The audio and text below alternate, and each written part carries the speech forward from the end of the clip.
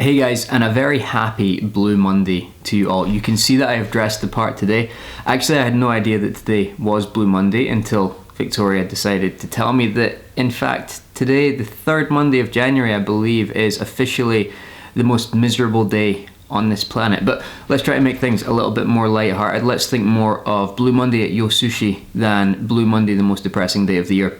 What I wanted to do today was to run through some of our project management processes, specifically looking at the apps that we use to run our property projects. And really it's pretty simple, so hopefully within the next 5 minutes I'll be able to run you through exactly how we structure and keep track of all of our different projects. The two apps that we use are Asana and Instagantt. Now both of these are free up to a certain point.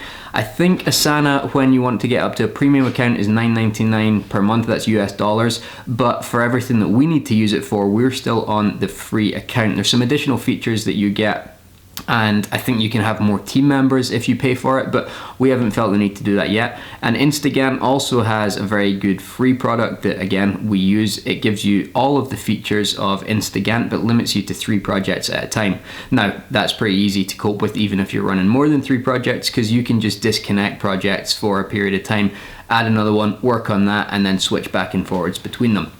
I think if you do want to pay for that, it's like $7.99 a month. So again, not a massive cost, but like I say, free version of both of these is more than adequate for us. So I'm going to scoot over to my laptop and give you a quick tour through both these applications and show you exactly how we use them on our own property projects.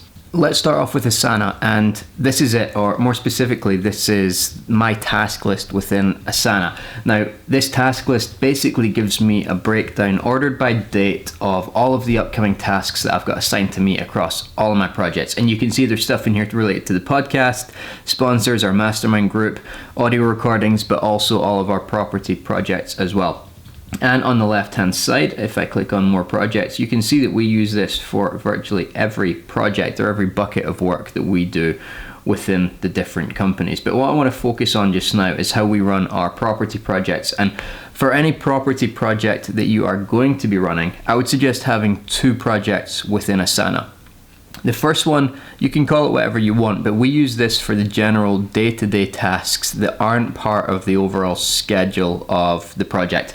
And we dump everything in here, whether you can see some examples here, chasing companies up for specific installation dates or information that we need from them, speaking to specific project members to get information from them or to ask them to do work, confirming dates for utility providers and all that sort of stuff, and making decisions on paint colors. Now, within each of these projects, you can do lots of different things. The first thing that you can do is you can assign it to a different member of your team. So I could assign it to myself, to Victoria, or to Sai, our project manager, and within that would then end up on their task list so that they know they need to complete that. They also get a notification on the mobile app, and if it's got a specific due date on it, it will ping up in their calendar and their notifications the day that it's due, which is pretty cool. You can add the date in here, and you can set specific times of the day. You can also set if you want it to be a repeat event. For example, if you want it to happen once a month, or maybe you've got a certain call that you need to happen a week after the last one. As soon as you click complete on that task, it'll schedule another one for a week from that date. You can also add subtasks. You can do other things here like and add tags to it, but subtasks are pretty useful. So for example, make decision on paint colors. Maybe you need to speak to a client, you need to visit B&Q, whatever you might need to do to get that project complete, you can break it down into further tasks, and you can assign each of them to other individuals and set specific due dates for those subtasks as well. Then you can add attachments, you can add descriptions. If you're sharing this task and it might be going on for a while, you maybe want to add a bit of more detail than just the title. And you can add comments here as well. So I could add some information if I've maybe had a call with the client and I've got some notes that I want to add to the task, or you can tag people in here as well. So for example, if I wanted to make Victoria aware of something on a task she wasn't assigned to, I can simply type her name in there and say, you need to check this out.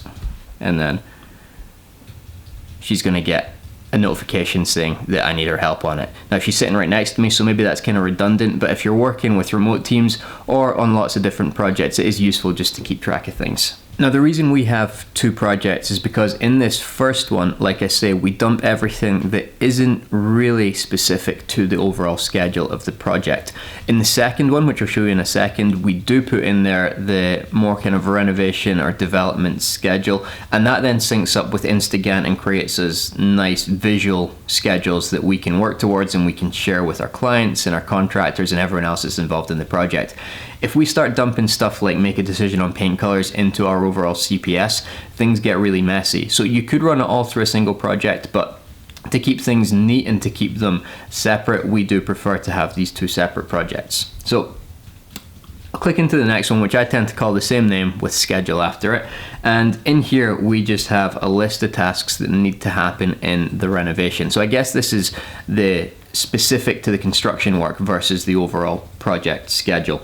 And we've basically got all of the different major buckets of work. So we've got the rip out, groundworks, extension, roofing, heating, plumbing and bathrooms, and so on. And you can see in these ones that have got a little arrow, if you click on that, that tells you that they have got subtasks underneath them. So in heating, for example, we've got first and second fix. Now in here, we haven't assigned them to anyone, although you can do that within Asana, and we haven't importantly put due dates on these because I prefer to do that in Instagun and the functionality is much better.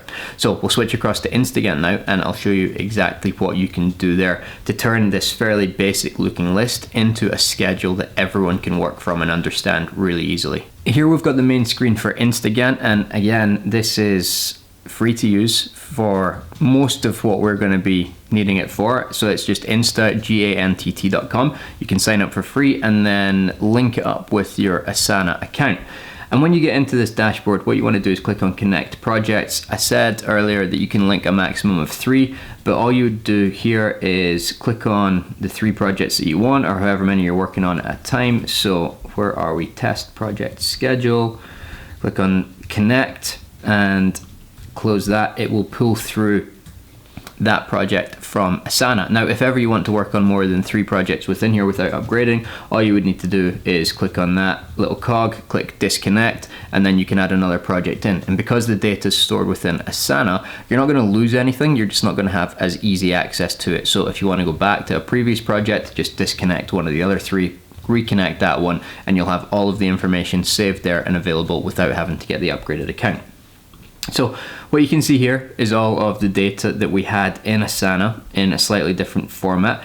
As I mentioned when we were in Asana, if I had a little arrow against it, it meant it had subtasks. Here that is signified by a plus, so you can click on that plus sign there. You've got heating first fix, heating second fix. And the reason I don't like to put dates in Asana is because I think it's much easier to do it in Instagun to put both a start date and an end date. So let's say, for example, we want to start this project beginning of February with the rip out. So we can just click on the 1st of February, drag it to the 2nd of February, and there you go. It creates the timings for that specific task. Now, once we've done the rip out, maybe we want to do the groundworks, and again, easy. Maybe let's say that's going to take 2 weeks. We can put that in there, drag from the 5th up to the 16th, and it will create those timings. Now, you can see here that it says in sync. Every time we do something, that will say syncing, and as soon as it says in sync, if we come back across to Asana, you can see that it's starting to populate the dates in here in real time, which is pretty cool. So I'll just delete this one for now. I'll remove the date from that. You can also do things like set dependencies. So if, for example, we don't want to start the groundworks until we've finished our rip out, we can click this little orange button, drag it up to rip out, and then you've created a dependency.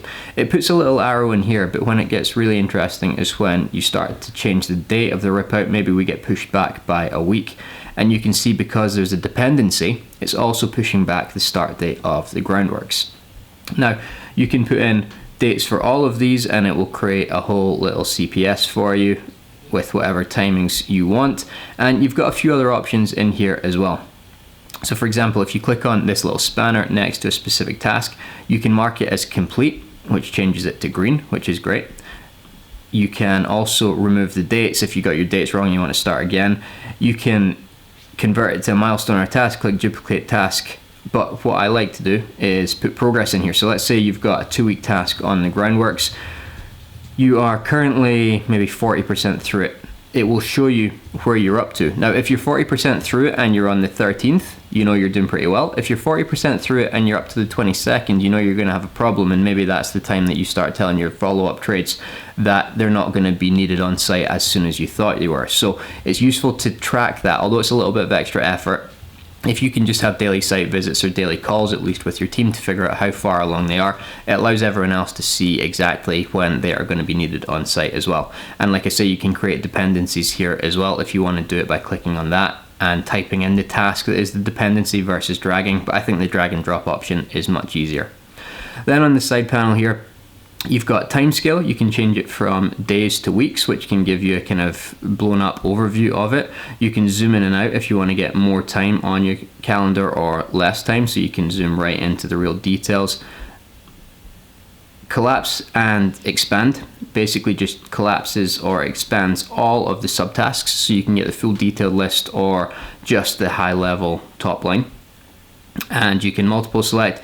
You can go into free edit mode, which basically allows you to make a load of changes without syncing and without adjusting the order. So you can make all your changes once and then sync it once. And you can duplicate the project. If you run a lot of similar style projects, duplicating a project can save you a lot of time.